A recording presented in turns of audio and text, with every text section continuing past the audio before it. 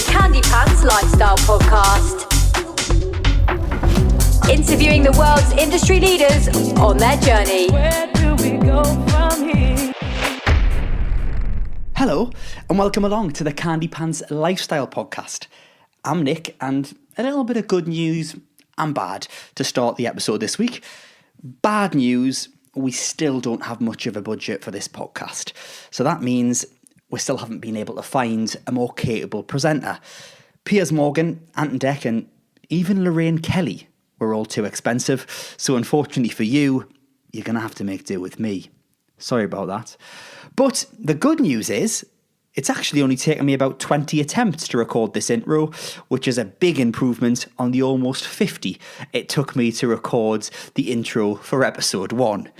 This week, we speak to Vicky Pattison, who burst onto our screens back in 2011 as Queen of the Jaeger Bombs on Geordie Shore before being crowned Queen of the Jungle, winning I'm a Celebrity, Get Me Out of Here.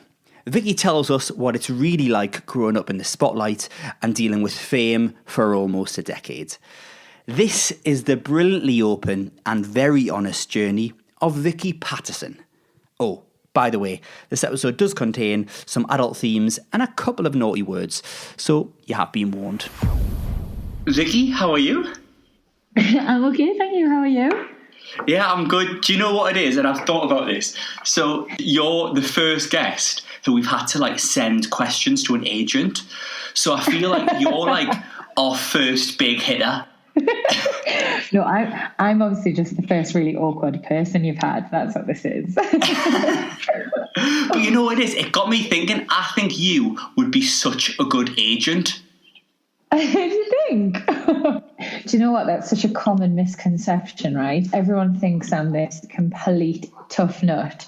And I think probably in the past I have been forced into situations where I've been probably quite ballsy. But something happened as I got older, and I think this happens to the best of us. I've literally just mellowed so much.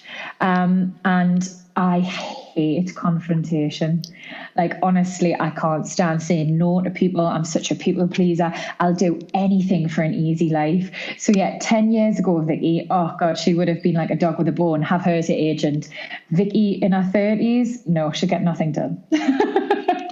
So I'm just too late, aren't I? You know, it's worrying. I was going to say, have you got me questions? Because that was my next question. What's your biggest misconception? And you bloody have got me questions. I have got them, but there's a couple of misconceptions about me. I think that I'm a seriously tough person is probably one of them. I mean, I can be tough, but also I'm incredibly vulnerable and sensitive. And I've spent years trying to toughen up and to be hard and to be really strong. And actually, again, as you get older, you just you stop fighting who you are. You stop fighting everything. Yeah. I've accepted my body shape. I've accepted the type of person I am. And it's just it's a really liberating experience, I think. So yeah, there's a couple of things that people would assume about me that they probably might have been right at one point, but are certainly not right now. Vicky, you've totally thrown us, because I had this big idea that, the idea is that we've got to try and grow this podcast. And obviously it's literally the smallest podcast in the world probably right now. But obviously the idea is to get it bigger. And I thought that, it's very unlikely, but if there ever was demand for me to, open a Greggs or a post office or something, that I was oh, Vicky would be such a good agent. If I can get her signed in early, that I'm started, I'm prepared for when that happens. Yeah, I'd be the death of your career, babe. I have enough on my plate trying to focus on my own, but I would definitely introduce it to my agent. She'll kill me for saying this, but she's a real bulldog when she has to be. So what makes a good agent? You tell me that. I've over the years had various different agents. I think if you ask anybody in the industry, the best way to sort of do it is to almost Goldilocks it. You could be super lucky and just find this one incredible person who you gel with and works hard for you and just nail it on the first go. But that is incredibly rare. I was with someone who MTV set me up with first, and she just was not interested in me at all. I think I think, and I remember this really vividly, being in a meeting with her where I was sort of saying, like, where do you see my career going, and blah, blah. And she got a call from Jess Wright, who she was also looking after with. And she stood up from the table and walked away and took the call from Jess Wright and left me sitting there mid-sentence. And I just remember in that moment thinking, like, you've got no foresight. You don't think I'm going anywhere. You're completely, like, underestimating anything I could be capable of and focusing on someone who, in your opinion, at this moment in time is bigger and more important, and I don't want that. So of course she didn't last long. I've always known what I wanted, so she didn't last long. The next agent I found myself was the total opposite end of the spectrum. Like, I was one of his biggest clients, and he was so sensitive and so kind, and he was very very funny, and seeing that I had a little bit more to offer than I suppose what people typically thought Geordie Shore people had to offer. But he was part of a big company, and he was salaried. A lot of people might not know this. Agents predominantly work on commission, which is where they get their hunger. It's where they get their drive. If you aren't earning, they aren't earning. So the more you work, the more they earn. It's ruthless. What even is your job title now? I normally so whenever I go to Australia or sort of anywhere further afield and you have to write your job for your visa, I always just put media. I work in the media, because otherwise, like, it just starts some really awkward conversations at customs that I just can't bear. So listen, I just try opening a bank account with an email that ends at Candypants. Account stop it. In Dubai. I honestly can't. The looks are good. I can't see a thing. I was Princess Vicky. Yes, everyone's got a solid Hotmail back from MSN days. I only changed mine like a year ago. So honestly, this whole new mature person is very, very I love it when you get a CV or something. It's a really good CV, really nicely done. Then it's like sexy app _69 at Hotmail. Yes, fantastic. Just makes you human. So, we're going to change a little bit here.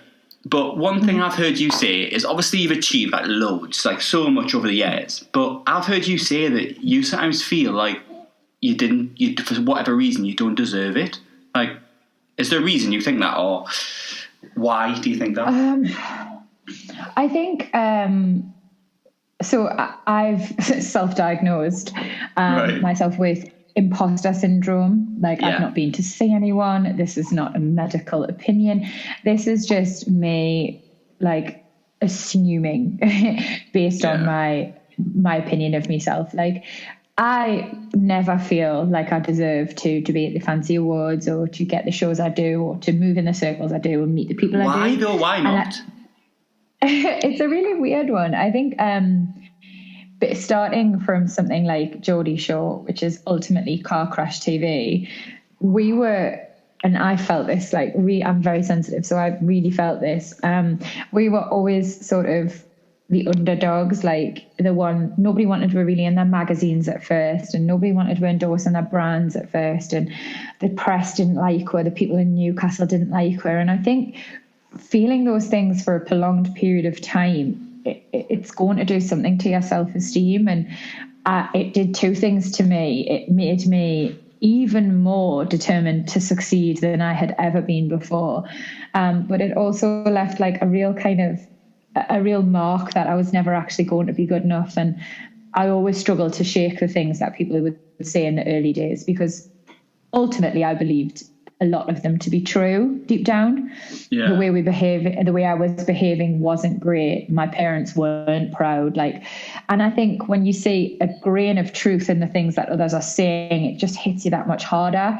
So where I am now, I feel incredibly grateful and, of course, incredibly lucky to be here, but I'll never stop striving to prove that I deserve to be there, also prove to myself that I deserve to be there. So it's a bit of a difficult place to be up in my mind. Have you ever had a point that you've gone, you know what, maybe I actually am all right to be here, maybe I have earned my seat at this table?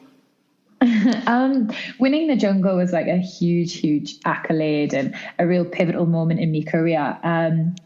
Was that because it maybe felt like, like nationwide acceptance or... Yeah, 110%. You got to think, like, when I went in there, I obviously didn't say this because I was in the jungle bubble, but when I came out, everybody told me Twitter just kicked off with something like 85% of people being like, who is she? Get her out of there. She's going to ruin it. We don't want this reality TV scum, like all this sort of stuff. And like that was everybody's instant reaction. And I'm not mad about it. Like, I absolutely couldn't blame them. Again, they had preconceived notions of me and what I was going to be like, and they thought I was going to ruin the lovely British institution of TV that is the jungle with, I don't know, swearing or slut dropping or demanding Jaeger bombs. Whatever they thought I was going to be was not what they got. Within 24 hours, I was the favourite to win, and I stayed that way till the very end.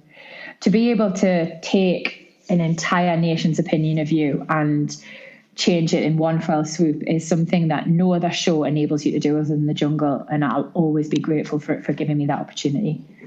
Does that happen to you a lot, where maybe you go somewhere or you meet someone and they have an idea of who they're expecting to meet and they meet someone different? Yeah, obviously, like, I've continued to work in this industry and continued to diversify and show that I have versatility, but people are often shocked. I did Celebrity MasterChef last year, and people... But isn't that, what's funny about that? Sorry to jump in, but like my mum, I said, "Oh, mum, I'm doing this podcast with Vicky Pattison." Oh, from MasterChef, and isn't that funny that someone from a completely different era? That's what she knows you for. She knows you for you're in the jungle, and I suppose the Vicky that maybe you were so tied up in from Geordie Shore, she doesn't even know. No, I know it's really lovely, like, and I think that is what is so nice about the longevity I've had with my career, like 10 years going on now, like, is that I am able to sort of appeal to different age groups and demographics through the different shows I've done. I think, yeah, bless your mum, she sounds so canny. She's one of many. Oh, like, Sylv loves you. I love that. There's so many. I go shopping in Marks and Spencer's. I've got a Marks and Spencer's on the high street, and I just was there yesterday, and there's this little woman. She's not old by any stretch of imagination. She might be like 50s, 60s, and she just looked up and she went, "Oh God, it's you!" And that would have been like 5 years ago, followed by something like, "Me kids love you, but I wouldn't dare watch that shite." but it was followed by like, "Oh God, it's so nice to know you're just as nice in real life as you are on the telly." And honestly, I could cry, man. When people say things like that to us, I could cry, because it's obviously she's seen us on MasterChef or something, and she thought she seems quite cute and fun, and then she's met us in real life, and I've not let her down. You know what I mean? Yeah. How has it been for you going out in Newcastle? I don't know how often you do that now, but how different is what the reaction you get in somewhere like Marks and Spencer's now to what maybe you got 5-6 years ago? So I moved out of Newcastle like a long time ago. I've been living away now for around 6 years. I've lived down south for. I'm based in Essex now. But I do still have a place up north in Gosforth, and it will always still be my home. I just don't get there as often as I would like, unfortunately, with all the work being down here. Whenever I go out now, like, obviously Newcastle, and I'm sure that most people will have no problem except admitting this, they absolutely hated work as a TV show and as individuals. And it was really difficult to be so proud of where you were from and feel such a palpable animosity whenever you were there. People were very protective of their city, which I completely understand, and deemed what we were doing to be having a really negative impact on the way people viewed it. We were just kids, and I think I was like 21, 22 maybe is when I started, and my youngest was like 18. Like, that's an awful lot of criticism and weight to take on your shoulders at that age, especially when like we were just excited and doing what producers had sort of led us to do. Do you know what I mean? I think it was a really difficult time to feel hated by a community that you loved so much. So to be able to go back now and be associated with Antoinette for winning the jungle, and be associated with like Greg Rutherford or a sort of Razor Ruddock and people I did MasterChef with, to just be that person that people actually want to admit is from Newcastle. It's a really nice change. I've got to. Have you had a thing where maybe you've gone into Phoenix or wherever and you've gone, oh, it's maybe different now? Was there a moment where that happened? No, I mean, obviously, like, I think I'm not saying it has to be Phoenix. It could be Tup Tup or Labelle or anywhere.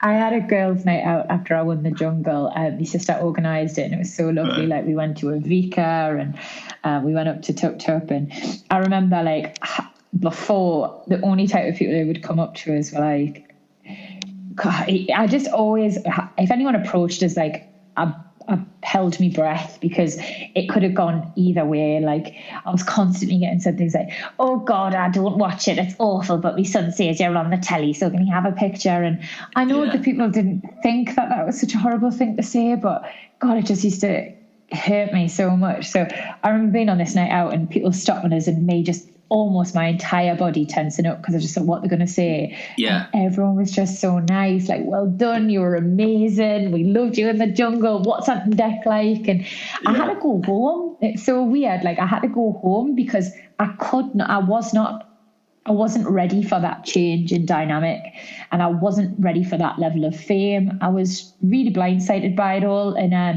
I just went home in my conservatory and drank with my pals, I think, because I remember just feeling like, this is too much change too quick. Too much. It was a lot. Yeah, it was a lot, but nonetheless, obviously really nice change. So what were you like before Geordie Shore? Was Geordie Shore like, that is what you were before you went on, or were you different? Did you become different when you went on there? So ultimately I tried to stay really true to myself, but I think the minute you walk onto Geordie Shore, like, you lose a sense of who you are, and that's not that's subjective. Each person will have had a different experience with this show. I'm just talking about myself. I was a different person back then, for starters. I was in my early 20s. I'd grown up in Newcastle, working in nightclubs and bars.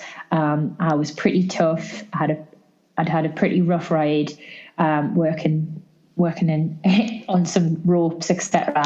So I had a bit of an attitude problem, and I was definitely a feisty girl. There's no denying that, and I would never deny that. I could be a downright bitch.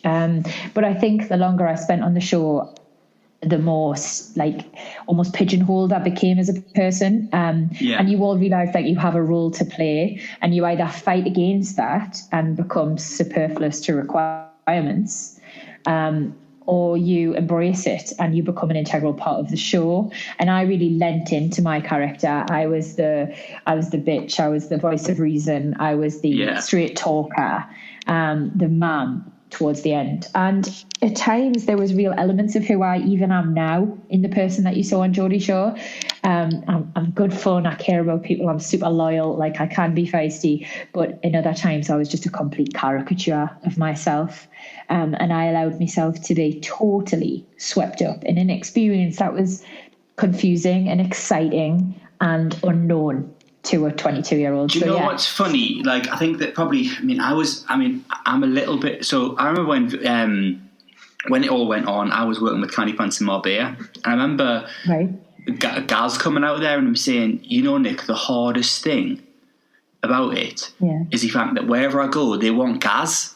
And he goes, I'm not Gaz all the time. He goes, like, nobody ever kind of wants to know who Gary is, if that makes sense. Yeah, Geordie Shore definitely created caricatures rather than fully well-rounded individuals, because 100 hours of footage goes into 42 minutes of show. So for 99 hours and 18 minutes, I could be sitting giving someone advice, or drinking a green tea, or reading a book, or doing a workout, or just having a nap. But those things aren't great TV. People don't want to watch them. They want to see me. They want to see me shout. They want to see someone cry. They want to see someone get fingered. Like, this is the mentality of the people who are watching that show, and it's absolutely fine. It was car crash TV. I completely get it. If I hadn't been on it, I would have been just as addicted to watching it as everyone at a certain age was. But what is difficult is distinguishing and learning where like Vicky from Geordie Shore ends and where Vicky Pattison as a person begins. And it's taken me sort of like 5-6 years now, maybe like 6-7, to establish like that I am not that person that people saw there, and that I am grown up and I can be other things, and there is versatility to me as a person, and I can be kind and compassionate and fun and not just that girl, because I don't want everyone to see me and expect to have like a wild night out, or expect me to constantly be downing drinks or shouting or calling everyone a C word. You know what I mean? Like it's one of those. So it is difficult, and even being exactly who I am now, which I think is very authentic, and really I'm an organic version of myself across all my social media channels, across TV, with you now. It's the same person that I am when I'm on the sofa, but it's a shiny version. Does that make sense? Like people get, like when we're in a situation like this, people get the best version. And it's sometimes... Well, it's like a first date, isn't it?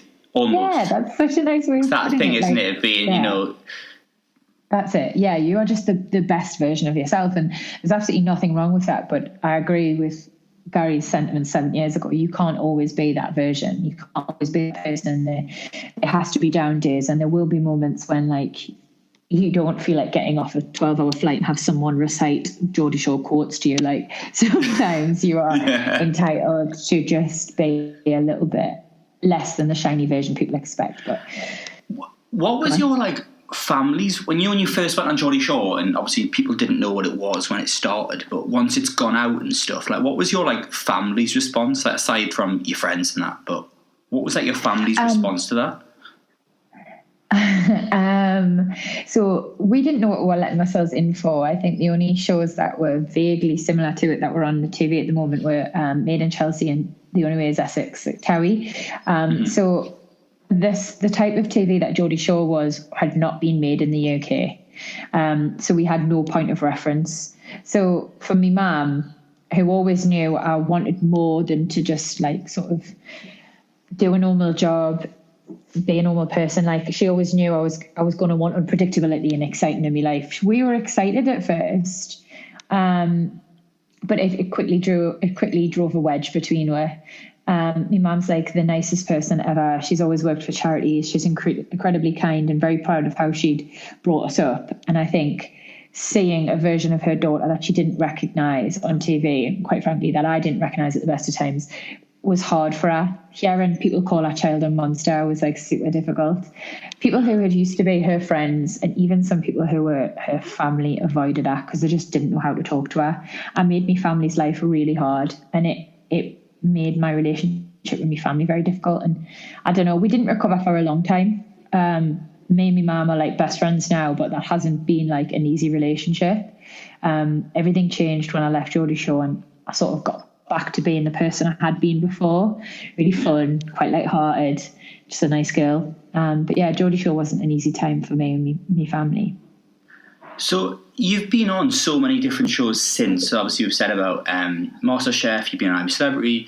How do you think kind of reality TV fame, if that's the right term, is different now to maybe as it was when you went on, when Geordie Shore first came out? I think people are a lot more savvy these days. Like I watch Love Island, and I catch bits and pieces of like various shows on the TV, and Netflix are doing this like Too Hot to Handle thing at the moment. It's just really just another Love Island, isn't it? But and bits of X on the Beach and stuff. And I think to myself, like, Jesus Christ, like everyone knows what they want to be.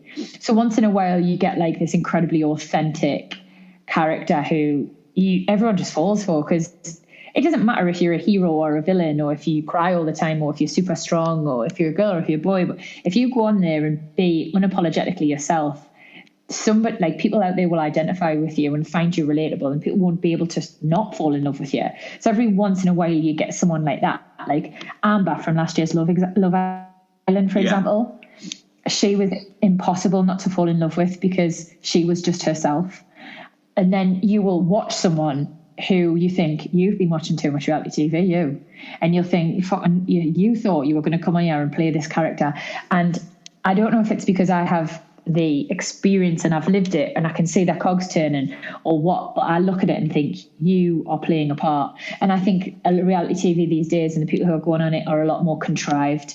We were just Do you think that's different? The fact that you were kind of just thrown into it, you didn't know, no one really knew what reality TV could become. But now obviously there's this kind of thing that, I could go on Love Island, I can get some Instagram followers and I can get a brand thing out the other side of it. Do you think it's different now that there's some go on with the exception of this is what I expect to come out the other side?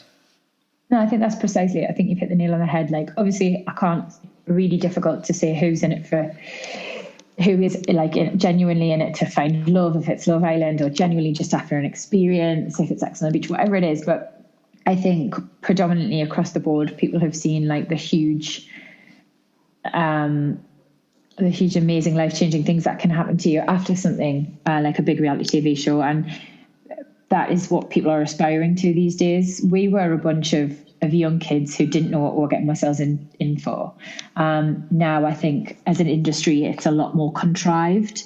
But what did we expect? You know what I mean? Like, everything gets like this. It's like, remember Big Brother back in the day? Like, it was so amazing. And you didn't know what was going to happen. And everyone was just in there to have a laugh. And you've seen such genuinely amazing relationships. But as time wore on, everybody just was on Big Brother to play a game and to make like some money afterwards. And reality TV, it'll go the same, I'd imagine. I suppose one thing that's like a common, almost like a trendy question to ask about these programs now is like, what support did you get because of like obviously all the horrible things that have happened with various people? Obviously, we all know about the Love Island ones, but what support did you get? Because was it a thing that people spoke about then? Right, when you come out of this, this could be quite difficult, or was it never really? Was that not on people's agenda at the time? I think going back quite a long time ago, we didn't necessarily trolling, social media, all of these things were very new. There is a new landscape. They weren't as developed as they are now. So there's not the awareness and there's not things put in place as much as there is now to protect people like contestants on reality TV shows. I've heard various members of the cast say they got all the support they needed. And I've had various members of the cast I've heard them say that they didn't. It's subjective. I myself feel that it was that we were all learning. Were all learning. Like, I was learning how to cope with a world that was changing, and MTV were learning how to make a show like this and how to look after their cast and also protect their own brand. And I know they've done Jersey Shore, but do you think they knew what was coming? So it's a totally different kettle of fish. Like, that was done by MTV America, right, who although the umbrella company obviously of MTV UK, they're all separate. Okay. So they would have had, like, I know certain people had to get signed off, for example, like the final tip definitely came from some big wig over in America, but all the decisions and all the process was conducted by people in the UK who hadn't done anything like this before. I think it was just a huge big gamble and a massive experiment for everybody. I mean, it paid off, you can't argue that, but there definitely was some casualties along the way. When I knew I was going to speak to you, I was obviously looking through various things and start watching some live you're doing on Instagram, and there's some girl called Angela. Angela's giving you a hard time saying, you should come to me about some filler or whatever. Do you get used to that? Or do you just think, oh my God, this still hurts as much as it did the first time someone was ever horrible to me? Oh, honestly, Nick, it's really conflicting. Like, I saw it, I was like, I'm really proud of the fact that my face still looks like my face.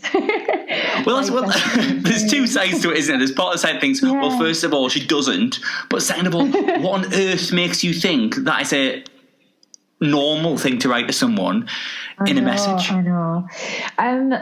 God, I don't think you'll ever truly be okay with that. Like, anybody who's like, oh, it's just water off a duck's back, I think is either lying or I think is really just super comfortable with who they are and what they have going on in their life. Like, that's what I'm striving towards. Like, I'm working, of course, for continued success, but mostly just to be really happy and content. So these things don't necessarily bother you. I think the person saying them, Angela, wherever you are, anybody else who writes negative things into someone's pictures or whatever, I think they're unhappy. And some people will never like you. Like, that's what I've had to learn. Like, some people are just never going to like you. You can win all the jungles and you can be as adorable as you want on MasterChef and you can do as much charity work. But some people will just not like you because your spirit, something that's in you shows them what isn't in them. And it's hard for them to deal with that, so they lash out, and it's probably because they're unhappy. So I think you've just got to think of it like that. But I'd be lying if I said sometimes it didn't hurt me feelings. Like, do you know, if you give someone advice, or say someone was going to go on one of these reality TV shows, I guess there's two parts to this. What advice would you give to them about the TV show?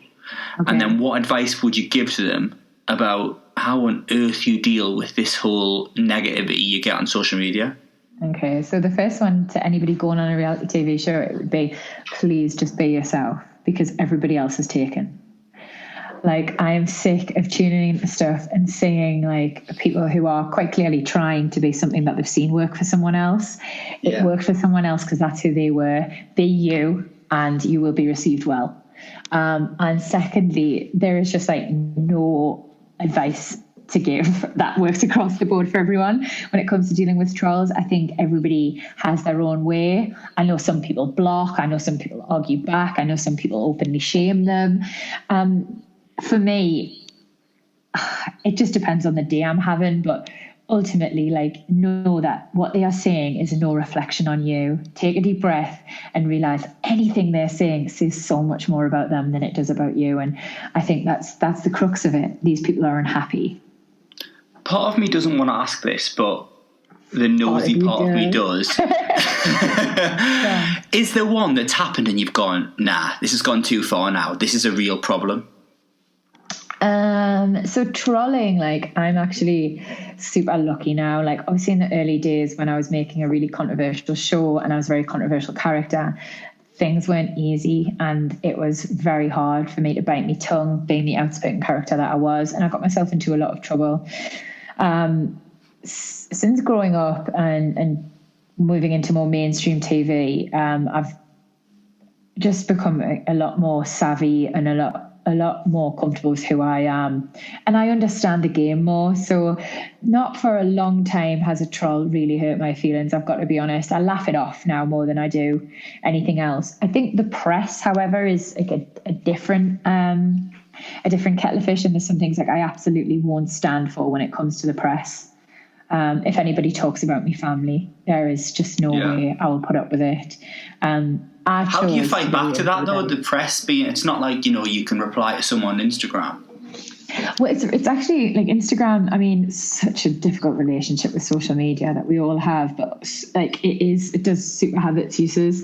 I had like a really tough year a couple of years ago, and it was well documented. Everyone knew what I was going through. And like sort of right after that, I went to Mexico for my sister's wedding.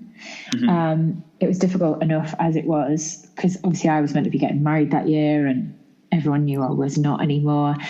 Despite all that, like, I couldn't have been happier for my sister. She's the best person I know. She's so much better than me. She's responsible and kind and loving, and just everything you'd want your sister to be, I suppose. And I posted a picture of her on our wedding day, and it was her in a beautiful wedding dress and me and my best mate, Steph, who was our bridesmaids. So we're both her bridesmaids and maid of honour and our bridesmaids. And we were like edging in front of Laura in the picture. I'd stood there because Laura asked us to stand there. It was a hot day. She was in a full wedding dress. Yeah. She'd got a bit sweaty. She was like, "Oh, just stand in front of the arm, will you?" Yeah. I was like, "Absolutely fine, babe." Like, it was a fucking Mexican beach. Like, if you're not sweating, you've got a problem. So I did, and I uploaded the picture, and because of the time difference, like, we went and had a lovely wedding reception and I fell asleep, and I woke up the next day to be top story on the Daily Mail, an article completely constructed of people on Instagram who'd said, "How dare you take that moment away from your sister. You couldn't even let your sister have that one moment on her wedding day. You had to stand in front of her then. And I was floored, Nick, because anybody who knows me knows I value family above anything else. And the implication that I would, like, someone to suggest that I'd take the shine off her or try and make that moment about me, it just broke us. I keep Laura out of the press, and I keep me family out of the press, because ultimately I chose the life I've got, not them. And if my mum chooses to be on my shows, like, then that's great, but I don't ever force anyone, because I don't want them to have to deal with the other things I have to deal with. It's not the life Laura wants. So for me to see her wedding day reduced to that, I fucking lost my temper. And it's probably been the first time in like about 4 years I could have actually said that I'd really lost my temper. I went on my Insta stories and I just ranted. And it was a real roller coaster. Like, I didn't think about what I was going to say first. I didn't sit there and amend it and practice. I just said, how dare you all? How dare you all take something that was so lovely and so beautiful and not even anything to do with you really, but I share it because that's the job I've got, and make it nasty. And I just cried. And it was awful. It was the worst thing, because that's something that nobody should spoil. What effect do you think that's had on you? Like, on you as a person, that now you have to think about this kind of stuff when the picture goes on or when you are somewhere? I don't mind how these things affect me. I consider the trolling or sort of negative press or paparazzi or whatever to be a very small, like, price I have to pay for such a very charmed life. Like, I'm really grateful for what I've got. The only time I do get protective and angry is when it will affect me family or friends. It's not a life they've chose, and people should be respectful of that. Yeah. If you had the choice again to be famous or not, what would you pick? I never wanted to be famous. I always just wanted to be rich. Fair enough. And I still just want to be really rich. So this is the vehicle that I chose to get me here. And I really can't complain. I've got such a nice life filled with lovely people. And there are very few downsides to it. So I would happily take me lumps again. Maybe it's just make a couple of small changes along the way, knowing what I know now. Do you know what? Someone said this to me, and I think what you've said there makes so much sense. Someone said, do you know what the best type of fame is? Being a DJ. Because you get all the fame, and the only people who know you, as a general rule, like you. Yeah. Like Marshmallow Lad, that kid who wears the marshmallow on his head. God knows what it's about. The only people who probably knows what he looks like are his massive fans. No one's giving him a hard time. No, he has such an easy life. I mean, obviously, there's definitely some exceptions to the rule, but I mean, if you can have money and anonymity, I think that's the way to go, definitely. God. That's why I could never understand this Made in Chelsea lot. I just thought, surely if your dad owns McVitie's, just get back and enjoy it. What are you doing? You've already got it. Shut up. Yeah. Why do you want all of this unnecessary? God damn it. One thing I wanted to ask you about, because I genuinely really like this, and I've sort of seen you do it and thought, I wonder why, or what is the, I kind of know why, but what is the real logic behind it? This whole thing about Instagram now, where you do the ad post or whatever you've got to do where you look immaculate, and then you just do normal Vicky in the house. Yeah. I love it. I think it's the best. I genuinely have got so much time for this. I think it's so important, but I kind of want to know why you do it. So I mentioned before, a couple of years ago, I had this like super difficult year where it just felt like my life was falling apart. My best friend died, my relationship broke down, and I lost my grandma. And it's taken me like a long time to be able to reel them off without crying like that. So I had spent so many years cultivating this image of strength and positivity, and I didn't have the energy anymore. I had this year where I couldn't put on that brave face, and subsequently me Instagram became a place of proper honesty and authenticity, and these organic posts they at first were like such a bone of contention for me. I was like, oh my God, you sound like you're having such a pity party. Like, God, come on, pull it together. Like, people don't want to see this. But actually, it was exactly what people wanted to see. They wanted to see maybe a human. They, after all, like, that's what we all are. People just want to know that they're not alone.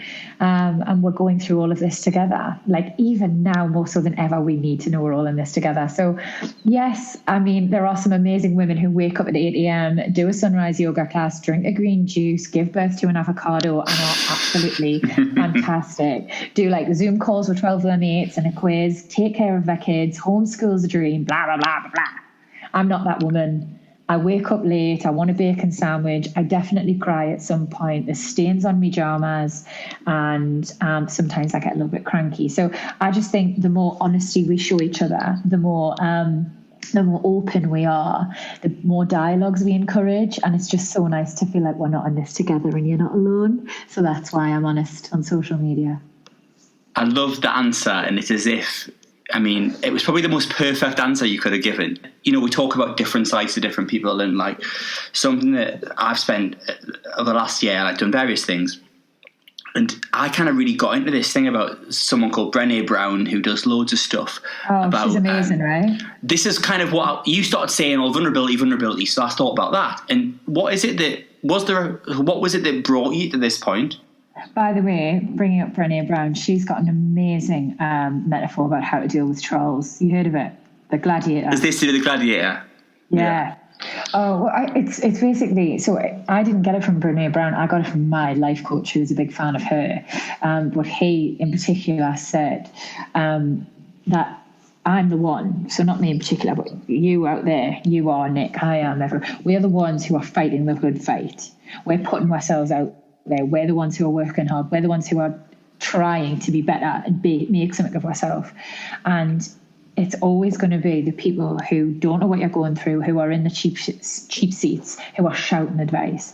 And I see it as, you know, when like a boxer's on the telly and he's taking a fucking battering, and there's some like everybody becomes an expert. Yeah, overweight 45-year-old fella in the pub with a beer belly, and he's going, "What's he fucking doing that for? He should have done this. If I'd have been in there, if you'd have been there, mate, you'd be on the canvas. You would have been on 5 minutes ago." We all know that. So it's that mentality. It's these people who are sort of trying to drag you down. They don't know necessarily what you're going through, and don't let the people in the cheap seats affect you fighting the good fight. I think that's what I took from it, Nick. Right, so you've got me questions, so you might tell us where we are. Fun. Okay. Oh my gosh. Okay, hang on. Let me find your questions. Talking about fame, do you still get starstruck? And if yes, by whom? Yes. I found your questions. Yes, I do still get starstruck. Jesus Christ, like when you are walking the halls at ITV and you're bumping into people who you've grown up watching on TV, like it's impossible not to. I know when I did The Jungle, like I didn't know this till after, but like I was obviously so buzzing to be anywhere near Ant and Dec because they're just such big heroes. They pulled me aside at the after party and they were like, I was like, fucking hell, lads, you could have gave it away that I was doing all right. Like, I didn't know how I was doing or anything. They were like, are you joking? They were like, we got in trouble from, like, the big bosses because people were ringing up and complaining, saying we were favouring you because you were from Newcastle. I was like, no. They were like, yeah, honestly, people were saying, like, we were, like, obvious favouritism. He's like, well, had to pull back fake. I was like, shit. So I've never really gotten over stuff like that. And to mix with, like, such amazing people like I do, like I love Keith Lemon, I think he's incredible, Holly Willoughby, Phil Schofield, to sit on a sofa with those guys, like these people make up the British institution of television, and I get to spend time with them sometimes. So no, I'll never get over that. I think the big one for me, I bumped into Helen Mirren in This Morning, and she was just as lovely as you'd imagine. So yeah, I lost my shit. She's surrounded by so many like ex-SES bodyguards, and I was like, can I please just be here? So, I mean, probably we're getting towards the end now, as you know, because you've got the questions, as we've said. But I think for most people who maybe went on, as we said about people who go on maybe reality TV now and they've got a goal to come out, probably to have a career like yours is probably a lot of people's goal. So what's the goal for you now? Like, where do you want to go?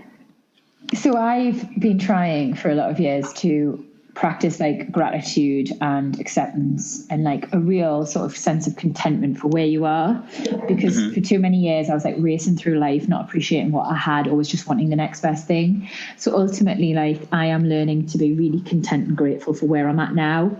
And it's difficult because I'm a very ambitious person. And I'm impatient, always want the next thing. But at the moment, I'm completely content with who I am and what I'm doing. I'll always strive for something better and always want the next best thing and always be a little bit nosy about everyone else's grass.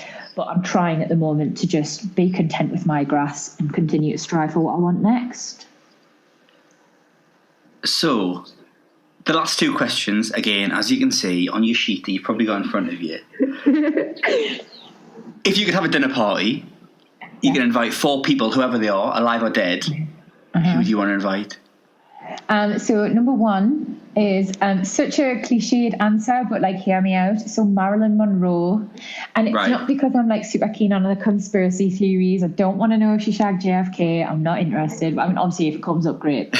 Ultimately, I just think she's a really progressive woman. Her attitudes towards feminism were so ahead of our time, and her mentality on body image and body positivity, like those things, like her attitude and the stance she took on them back then, like, it's progressive to think of the way she was if she was in today's day and age. So I find her incredibly iconic and a bit of a hero. So 110% Marilyn. Definitely get JK Rowling in there. And like, such a huge fan. Like, I'm a That's quite a wild card, I her. would say. I think people might be surprised by that. Honestly, well, she's so legendary on Twitter. Her comebacks are second to none. Apart from that, she's known extreme struggle and sacrifice, and now is so successful and creative. But the main reason I want to meet her is I read the other day she's recently lost her billionaire status. She has given so much money to charity. She's no longer able to be classed as a billionaire. And like, any woman with any woman who's like that, has that level of philanthropy, I've got to take my hat off to. So yeah, I would like to learn from someone like that. Definitely, I think we'd have some good conversations. If you're going to lose billionaire status, that's the way to lose it, isn't it? Let's be honest. 110%. Like, think of how many fellas have lost it through divorce. You're all embarrassing. She's gone and done it the right way. And then who else do I love? Oh yeah, Barack Obama. Yes. I just really love his vibe. And I mean, if he's going to come, you've got to have Michelle. I need to know how she gets arms like that. Amazing. So, final question. If you could give some advice, but I'll change it up actually because you've got the question in front of you. Rather than you giving some advice to Vicky, who's just come out of Geordie Shore, I would love to know, like, if you could speak to her, you give her a quick phone call, what would you try to say to her now? What advice would you give her? So everyone assumed that girl was like super angry and very volatile, and the fact is, like, she was just a really lost little girl. And I think if I could give her any advice, not that she would have taken it, she would have thought she knew best, but it would just be that to relax. And you don't have to be so defensive all the time. Like, yes, like there are some people who aren't going to like you, but you're not going to be able to change their mind. Just relax and trust in who you are and stop trying to be so brave and tough. Because actually your vulnerability and your sensitivity and your kindness are what people are going to end up loving about you. So, there you go. A very honest insight into fame from the brilliant Vicky Pattison. That also brings us to the point of the podcast where, strangely, I tried to get you to listen to a different one. But it is one of ours, so I guess that makes a little bit more sense. Candypants Radio is now live with all of the latest music. You just need to search Candypants in the search bar of wherever you listen to your podcasts. Don't forget to please click subscribe to this little podcast. And as always, thank you very much for listening. We'll see you all very soon.